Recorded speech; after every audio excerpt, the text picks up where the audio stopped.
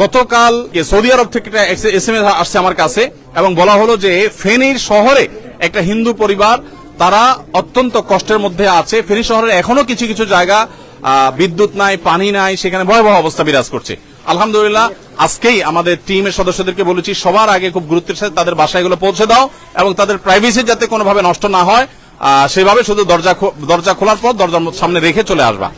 তো আলহামদুলিল্লাহ আমরা আমাদের সাধ্য অনুযায়ী চেষ্টা করছি, কিন্তু এখানে কিছু ভুল হচ্ছে। সেটি হলো অনেকে আছেন যারা দূর থেকে না জেনে তারা এই তথ্যগুলো দিচ্ছেন, ইনফরমেশন দিচ্ছেন, আসলে তথ্যগুলো সঠিক নয়। যেমন দেখা গেল যে যাকে সাহায্য করতে বলছেন তিনি আসলে ইতিমধ্যে পেয়েছেন সাহায্য, অথবা তিনি সেই জায়গায় নাই, হয়তো কখনো দরকার হয়েছে এবং সেটা সলভ হয়ে গেছে, কিন্তু সোশ্যাল মিডিয়াতে পেয়ে আমরা সেটাকে গণহারে প্রচার করে বেড়াচ্ছি। এতে আমাদের যে ভলান্টিয়াররা আছে যারা কাজ করছে তাদের সময় নষ্ট হয়, তাদের এফিসিয়েন্সি নষ্ট হয়। এই বিষয়টা আমরা একটু বিশেষভাবে খেয়াল রাখবো। আরেকটা জিনিস আমরা মনে রাখি যে আসুন্নাহ ফাউন্ডেশন সারা দেশের প্রত্যেকটা বন্যা কবলিত এলাকায় পৌঁছে যাওয়ার চেষ্টা করছে। আপনারা আমাদেরকে তথ্য দিয়ে সাহায্য করছেন, আমরা সেজন্য আপনাদের শুকরিয়া জানাই, কিন্তু আমরা আমাদের জায়গা থেকে কোনো ত্রুটি করছি না। আপনাদেরকে আমি আশ্বস্ত করতে চাই ফেনী, লক্ষ্মীপুর, নোয়াখালী, কুমিল্লাতে শুধু নয়, আমাদের মাল আগামীকালকে ইনশাআল্লাহ খুলনার পাইকগাছে পৌঁছে যাবে। গতকালকে আমাদের 3টা লরি মাল সেনাবাহিনীর মাধ্যমে আমরা পাঠিয়েছি, তার একটা গেছে সিলেটে, একটা গেছে কুমিল্লাতে, আরেকটা গেছে চট্টগ্রামে। অর্থাৎ বন্যা কবলিত প্রত্যেকটা এলাকাতে আমরা চেষ্টা করেছি আমাদের সাধ্য অনুযায়ী ত্রাণ সামগ্রী দেওয়ার।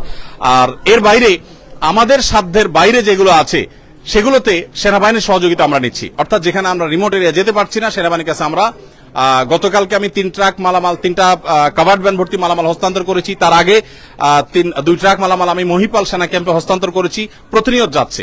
আমাদের কাজের পরিমাণটা যদি আমি আপনাদেরকে বলার চেষ্টা করি, আমাদের কাজ হলো প্রায় গত পরশুদিন আমাদের 16টা কাভার্ড ভ্যান এবং ট্রাক ভর্তি মালামাল বোঝাই হয়েছে। সারাদিন কাজ করার পর শত শত মানুষ ঢাকায় কাজ করছে বন্যার্ত মানুষের জন্য।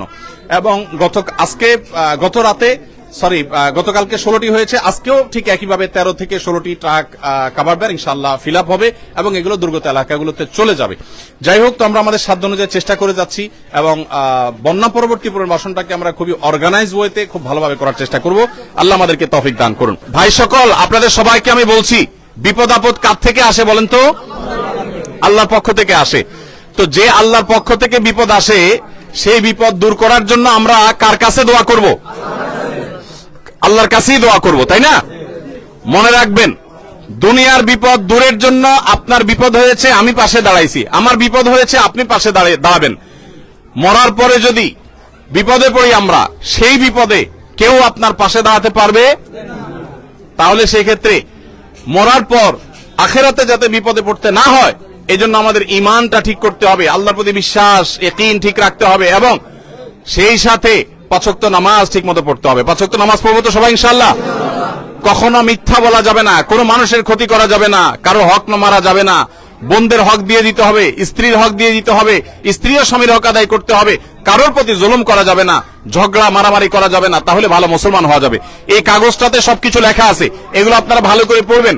আসুন্নাহ ফাউন্ডেশন আমাদের সাধ্য অনুযায়ী আপনাদের পাশে আমরা আছি।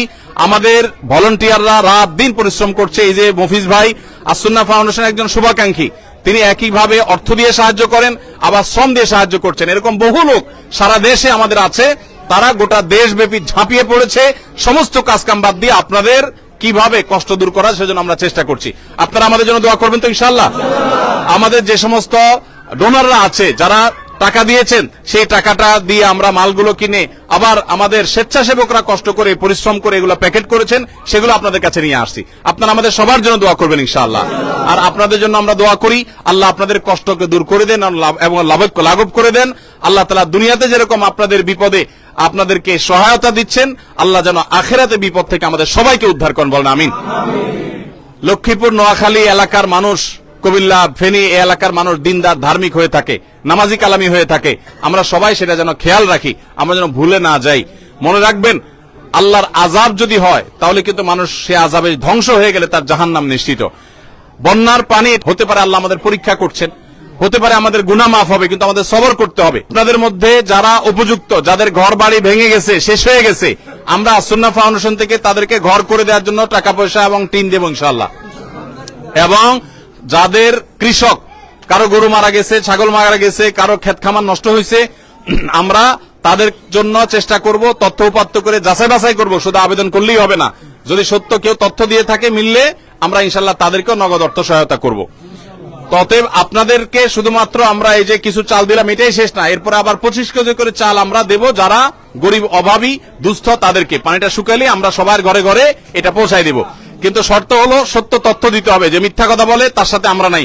সত্যবাদীর সাথে আল্লাহও আছে, আমরাও আছি। আর মিথ্যাবাদীর সাথে আল্লাহও নাই, আমরাও নাই।